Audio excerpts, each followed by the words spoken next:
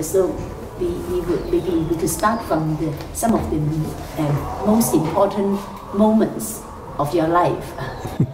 Maybe especially from a younger age. Why would you be involved in politics, in religion, in social change? Okay. Sí, la entendiste.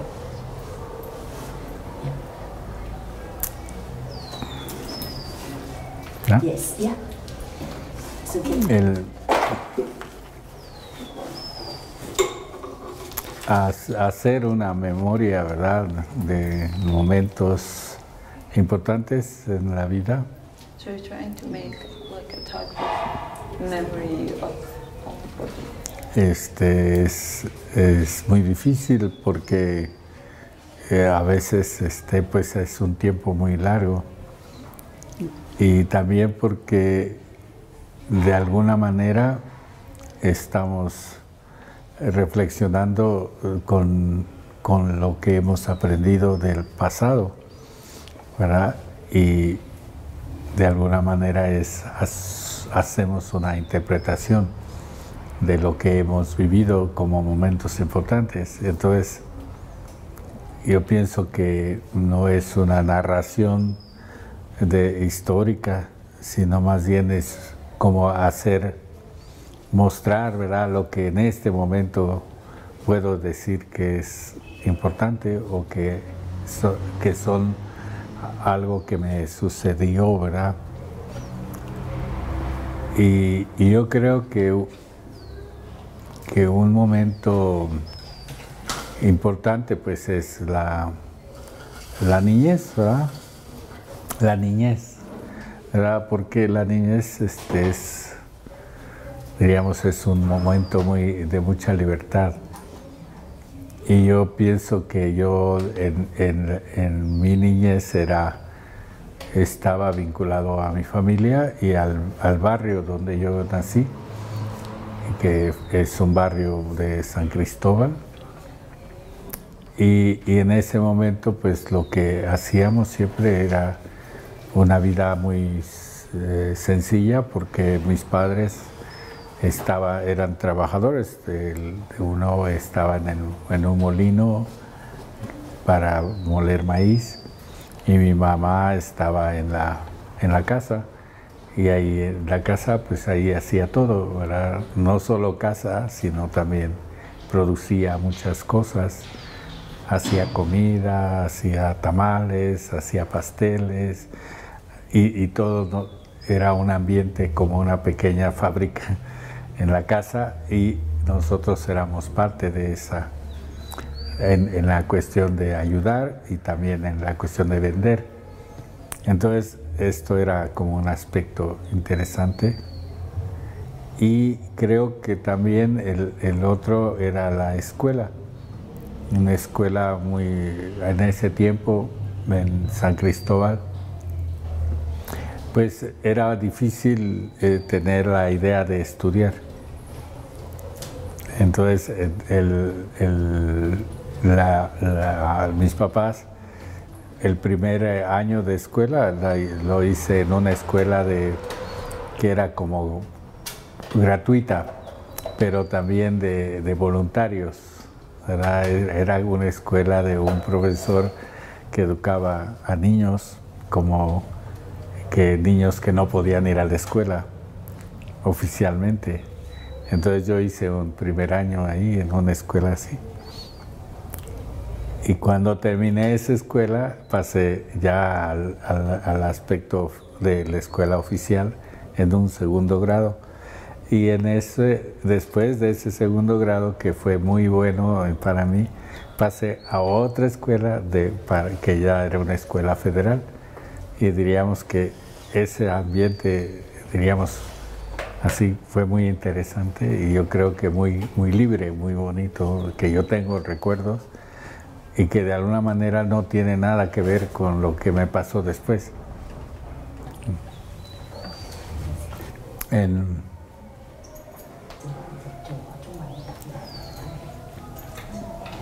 San Cristóbal en ese tiempo era más sencillo, era muy, diríamos que era un pueblo muy como, se puede decir como perdido en la geografía, ¿no?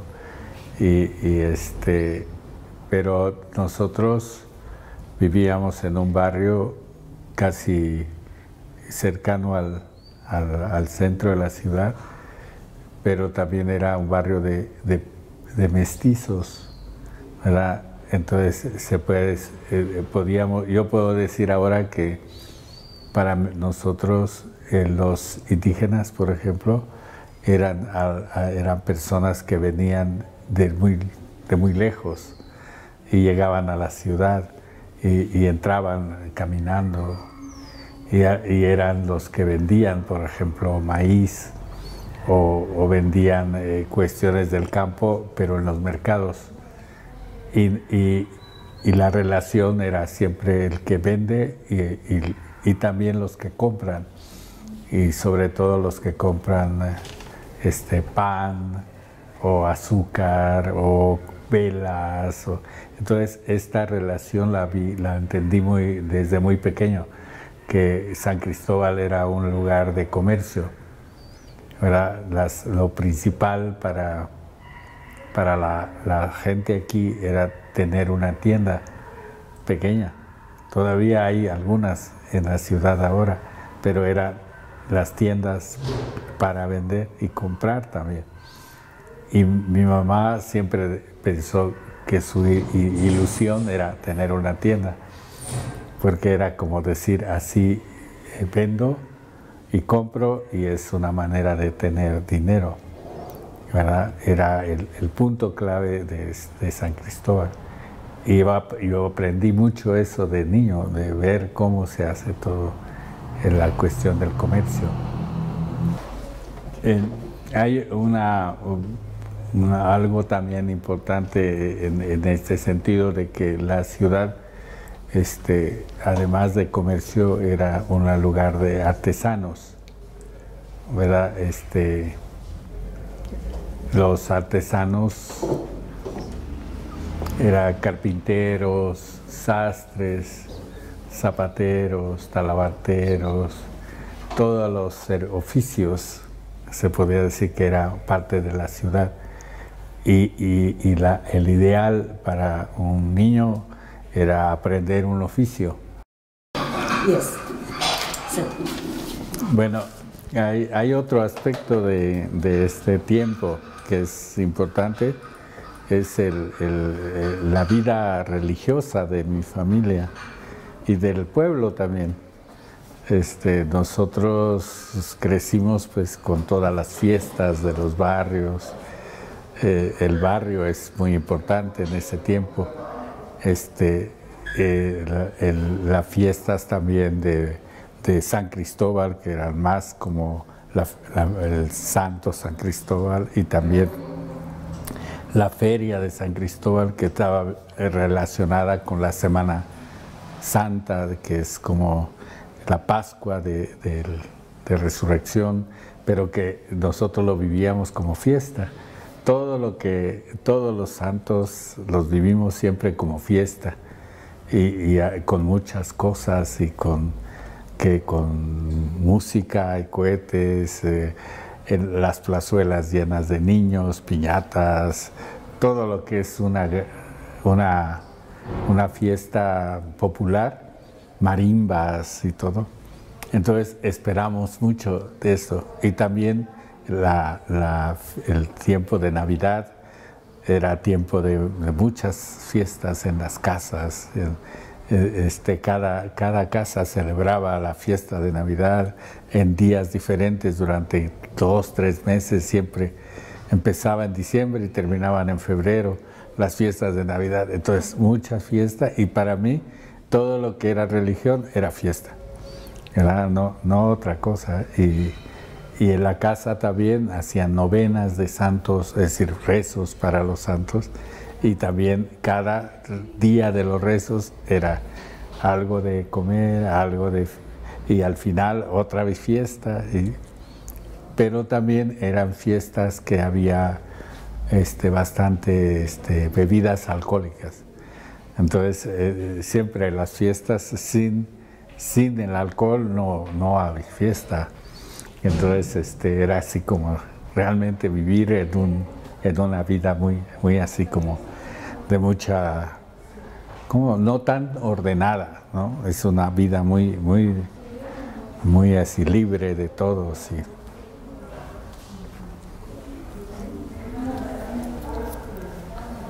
Another important aspect is the religious life.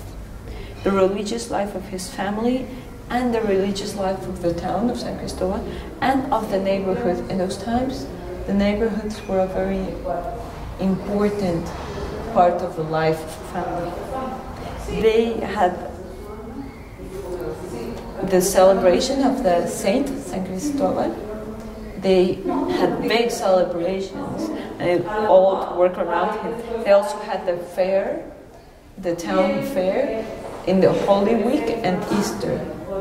So everything he related to saints, he related to celebration. Everything related to religion, for him it was celebration. Fiesta. Fiesta. There were a lot of popular fiestas, celebrations in the town square. They will break piñatas and they will eat delicious things and they will share. There were celebrations from December to February, starting. They will celebrate Christmas at different houses and they will make different activities to celebrate. They also had these activities that are called rezos, that are prayers at home, that they pray to the saints, and after that they eat a meal. And also something related to all this celebration was always that every time there's a celebration, there's alcohol. So there was always alcohol in the celebrations. So he lived a very free life, not a very organized life, but one that involved different aspects. So, from which age did you start to have alcohol? Desde que edad. El alcohol en los niños de muy pequeños hacían probar así el dedo un poquito para el niño chiquito que está mamando un poquito de alcohol. Even from the little kid, the one that's still sucking on milk, they will just take a little bit of alcohol and give it to them to taste. Era así, no era visto como algo malo, pero también en los pueblos indígenas era también, la fiesta era muy alcoholizada, siempre, ¿no? Era siempre, y también los grandes, ¿cómo sería? Propietarios o comerciantes o que tenían tierras y todo, celebraban sus fiestas de cumpleaños dando mucho alcohol a todos, ¿no? Era como una forma de decir, queremos que estés contento y hacemos fiesta, damos alcohol a todos, ¿no? Y no es posible hacer algo que pueda hacer alegría sin eso, sin el alcohol. Y mi papá tomaba también mucho los sábados, los domingos, y no teníamos idea de que eso iba a cambiar, porque además la fiesta era como una idea de que era todos, ¿no? Es decir, el pueblo o todo el barrio o toda la ciudad estaban en eso, ¿no? En la fiesta. Muy después me di cuenta, que no todos iban en la fiesta, pero en el concepto primero yo pensaba, si yo estoy adentro de la fiesta, todo el mundo está en la fiesta, ¿eh? Todo, porque veía no más que la multitud es en la fiesta. Y como que eso también se terminó después, el hecho de que las fiestas ya son de un grupo o de un sector de la ciudad. Pero en el tiempo que yo pequeño, el concepto del pueblo era el pueblo, todo un barrio, todo. Una familia, toda la familia. No puede decir, alguna familia, unos no vienen, otros vienen. Decir, aquí está toda la familia, aquí está todo el barrio, aquí está todo el pueblo. Y esa totalidad era muy impresionante. En el otro paso, después de esos años que diríamos que termino mi estudio de sexto año, que es como la primaria, ¿no? Al terminar yo no tenía idea de qué iba a pasar. No, mis papás pensaban que ya había terminado mi tiempo de estudio y que ya era el tiempo de hacer trabajo, ¿no? de buscar un oficio ya para vivir, ¿verdad? Ya el tiempo diríamos, el tiempo previsto para estudiar era 6 años de primaria. Sabía leer, sabía escribir, sabía matemáticas, un poco de historia, un poco de todo, ¿no? Y en ese contexto vino un amigo mío de la escuela de primaria, que me dijo que si yo quería ir al seminario, el seminario que era como para estudiar para sacerdote. Y me dijo que en el seminario había, como, ¿qué se hace en el seminario? Pregunté. Y me dice, eso es un lugar donde puedes estudiar y también vas a tener como una vida buena, diría. Y también una cosa muy curiosa que me recuerdo ahorita que me dijo, vas a tener reloj. Es decir, como algo que vas a tener, algo que no es posible tener tan fácil. Pero no, él decía que el seminario era así porque él tenía un hermano en el seminario y él quería ir ahí y me dice, ¿quieres? Vamos a ir juntos. Y entonces yo nunca había oído hablar de seminario, aunque el seminario estaba en mi mismo barrio. No había nunca había pensado que yo iba a ir ahí.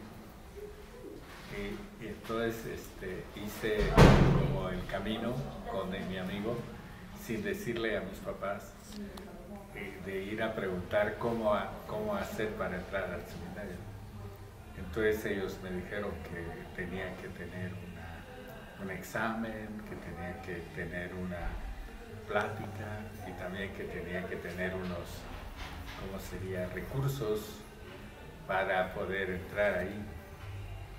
Entonces hice la plática, hice el examen, pero como no tenía los recursos, entonces tuve que ir a decirle a mis papás que ya que iba a entrar al seminario y que no tenía lo que me estaba diciendo. You were only about 11 or 12 at that time? 12. Entonces, la reacción de mis papás era que no, imposible, no tenemos dinero, no podemos hacer los gastos que quiere el seminario, ropa, zapatos. Y el seminario no era pagado, era gratis, pero las necesidades personales tenían que ser. Entonces mi abuela, la mamá de mi papá, ella dijo, yo voy a pagar porque empezó con su idea de que era muy bonito tener un nieto en el seminario. Y también ella fue a pedir en las tiendas las cosas necesarias y ella responsabilizó. Entonces ya mis papás no pudieron decir mucho porque decían, bueno, ya mi abuela está haciendo. Pero estaban muy enojados porque mi papá no le gustaba la idea.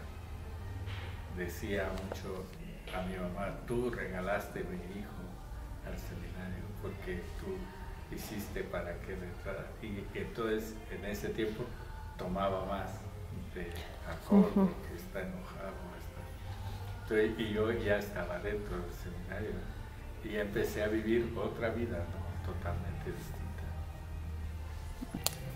Entonces, para mí entré al seminario y en un tiempo donde era todo cerrado, era como así, ya no podía ir a la casa de mi familia y también todo era ahí, todo estudios y ahí vivíamos y era muy cerrado y mucha disciplina y horarios, ¿no?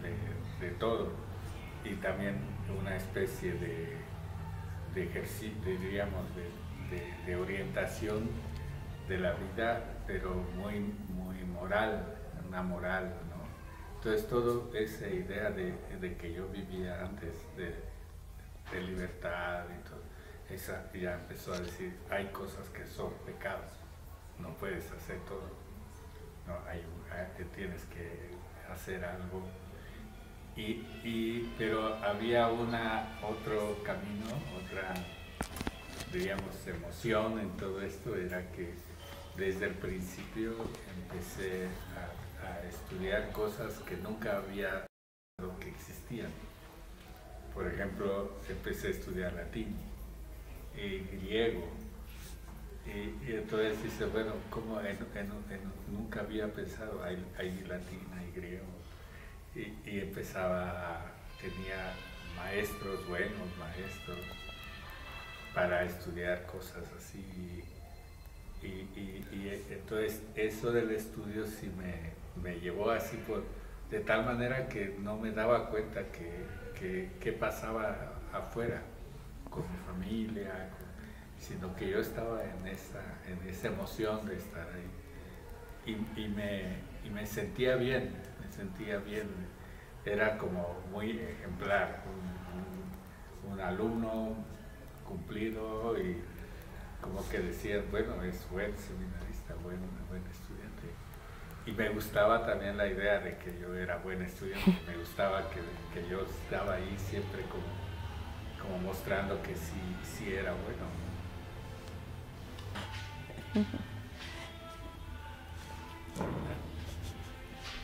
Entonces,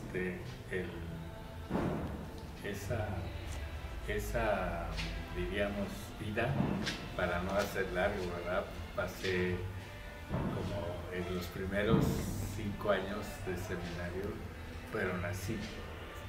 Y también fue un tiempo de descubrir, diríamos, una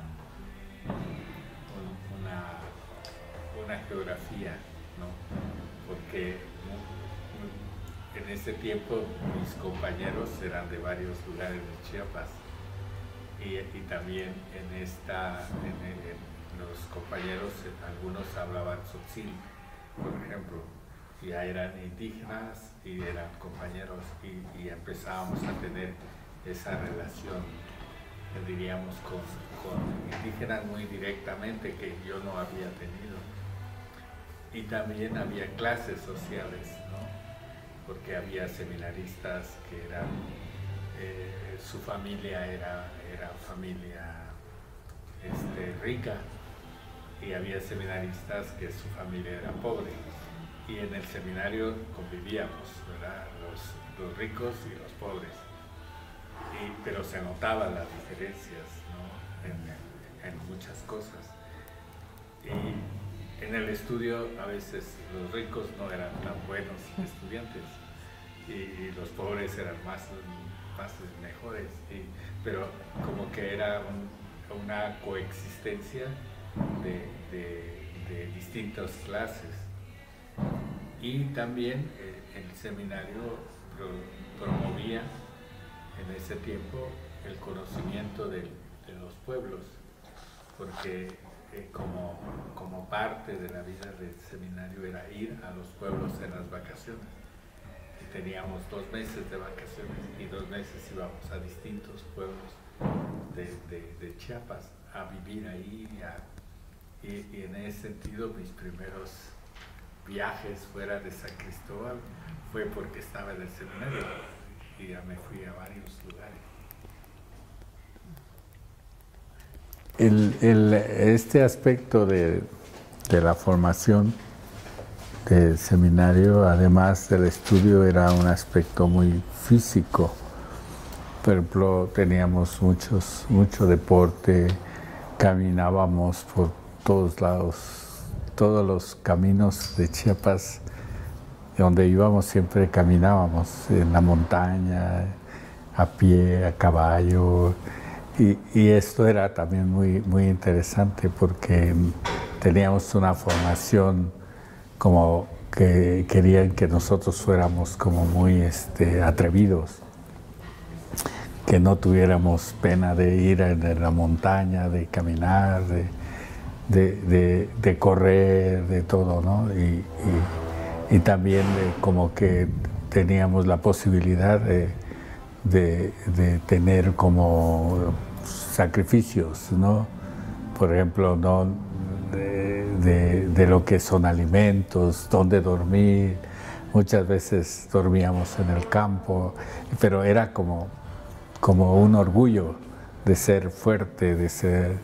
Y esto pues me gustó también, ¿no? de estar así como muy fuerte, ¿verdad? Porque, por ejemplo, el seminario no tenía agua caliente para bañarse y eso, y en las mañanas agua fría. Y entonces siempre estábamos muy así, ¿verdad? Pero eso también nos daba como una vitalidad. Yo siento que el seminario era un lugar de mucha vitalidad, porque eran jóvenes, todos éramos jóvenes y todos estábamos en el mismo ejercicio. Y esto pues me duró mucho tiempo, ¿verdad? Me duró mucho tiempo esa energía de esos años.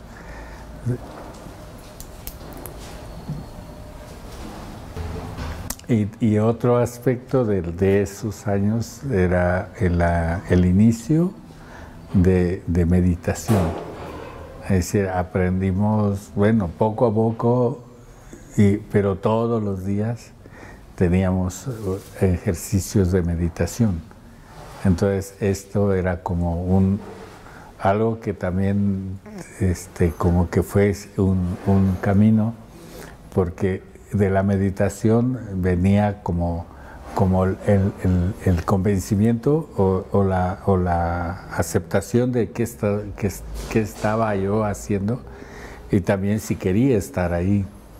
Y cada día, ¿no? Cada día era un tiempo de meditación y una revisión del comportamiento, de los deseos, de la situación, ¿no? Entonces, y también como ir descubriendo o ir apareciendo la idea de si estaba uno, ¿cómo sería?, resolviendo las inquietudes y los problemas. Entonces en el seminario yo aprendí a tener una especie de autonomía, porque muchas veces había también la idea de que el seminario tenía que ser como vigilado o tenía que estar como con un confesor, pero también estaba la idea de tener mi propia autonomía. Y entonces yo me recuerdo muy claro que muchos problemas, problemáticas más bien, deseos, sexualidad, todo eso, yo lo hacía y lo resolvía como personalmente. No decía tengo que ir con un confesor, sino tengo convicciones propias. Y entonces esto también me ha durado mucho la vida, ¿no? Es decir, haber aprendido a ir adentro de mí y a crear ese espacio interior. Y quizás nunca lo hubiera aprendido fuera. Es que desde muy joven tenía espacios de meditación. Still meditate every day? Sí. Usually for how long?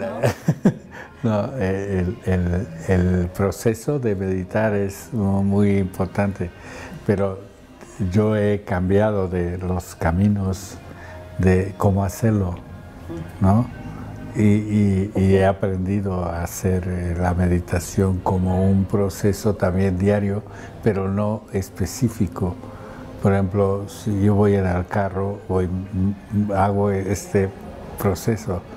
A veces, si voy manejando, voy haciendo todo un proceso, ¿no? No es una cuestión que me voy a un lugar cerrado y secreto y hago meditación, sino que es una interiorización permanente. Y eso lo aprendí muy joven. Es un poco como, quizás lo puedo vincular con la idea de muy posterior de cuando estuve en la cárcel. El hecho de la meditación fue mi manera más fuerte para estar libre. Yo pensé, estando en la cárcel, estaba libre, porque estaba en el mundo que yo quería estar, en mí mismo, y tenía la posibilidad de sintetizar mi historia y también mi vida como un futuro. Y lo veía en mí, y entonces, aunque estaba adentro de la cárcel, nunca sentí cárcel. Sentí más bien el espacio como para decir, tengo la fortaleza de ser libre, aunque tenga la cárcel, en mí la libertad existe, ¿no? Entonces, y creo que no lo hubiera hecho cuando me sucedió la cárcel si no hubiera tenido toda esa experiencia. Ahora, quizás lo que me falta decir de una etapa del seminario era la idea de los muchos caminos. Es decir, yo hice todo lo que quería, ¿no? Es decir, estudiaba, y si quería, por ejemplo, en un tiempo estudié alemán, después estudié pues, filosofías, luego estudié cuestiones espirituales, leí de muchas cosas de varios niveles, ¿no? Y yo decidía, ¿no? Decir, bueno, yo voy a estudiar tal cosa, voy a la biblioteca y estudio tal cosa. Y empecé a entender también en ese tiempo la cuestión de la antropología. Era muy nueva la idea, pero me gustaba la idea de la antropología, y también empezar a descubrir así como qué significa las culturas en Chiapas y qué significa Chiapas como historia. Y ya fue que empecé como con un compañero mío también, empezamos a hablar de que algo teníamos que hacer por Chiapas.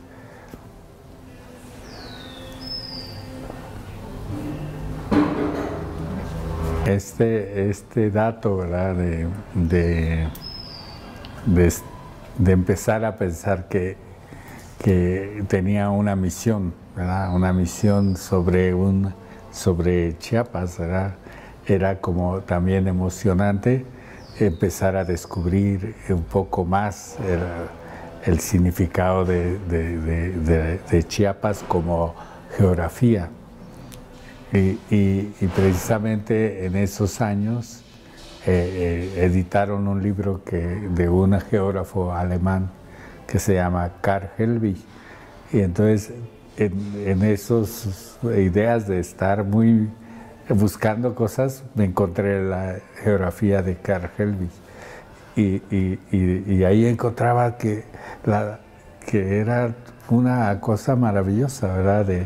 de pensar cómo estaban los pueblos, cómo estaban los recursos de minas, de ríos, de bosques, de culturas y todo eso. Y decía, bueno, estoy viviendo en un lugar tan lleno de riqueza, pero al mismo tiempo con una situación social de donde ya se veía, pues para mí empezaba a ver esa cuestión de la marginación, de la pobreza y todo, pero también ver lo que significaba Chiapas, ¿no? como recursos. Y fue muy en esos tiempos, antes de 65, que yo ya andaba en esas cosas, ¿no? He was reading this around 65. Yes.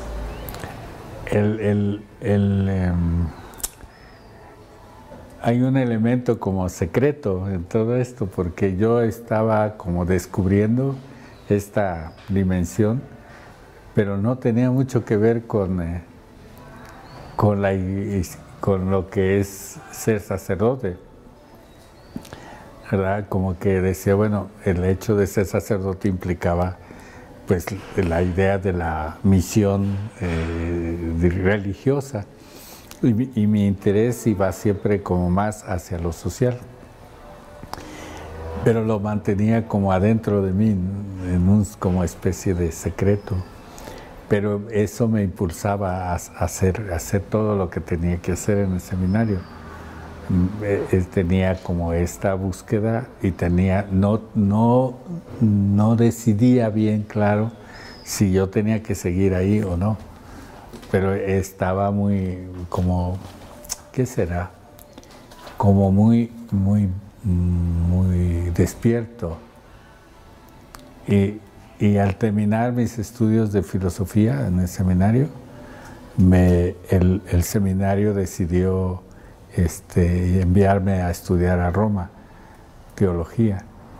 Y entonces yo estaba ahí, como que en un momento dicen que me elige el mismo seminario, me da una beca para ir a Roma a estudiar teología.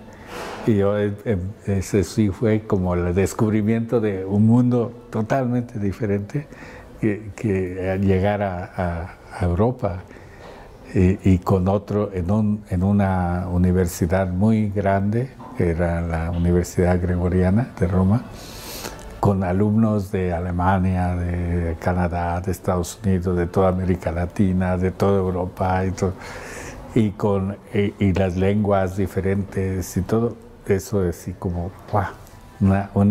Un cambio muy grande.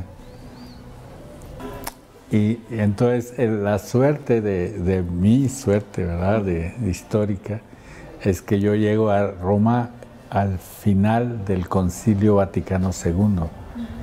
En el mismo año me tocó todavía estar en la sesión, en la clausura del concilio. Estaba yo ahí en la plaza de San Pedro. Pero eso quiso decir que me tocó estudiar una teología muy renovada, progresista, y que de alguna manera me estaba ayudando a definir que para la misión que yo buscaba era una misión teológica, pero no necesariamente sacramental. Entonces yo empecé a pensar en eso, de que para hacer lo que yo quería hacer no tenía que ser sacerdote, pero tenía que entender mejor esta teología como una teología del mundo, y una teología que de alguna manera era una teología política. Y yo lo estaba estudiando y me emocionaba mucho y pero ya no quería ser sacerdote, pero quería ser el teólogo. Y de alguna manera al obispo yo le dije, no pienso que voy a ser sacerdote, pero quiero estudiar la teología. Pero el obispo en ese tiempo era Samuel Ruiz. Ah. Era mi obispo, Samuel Ruiz. Wow. Y él entendió lo que yo estaba diciendo y de alguna manera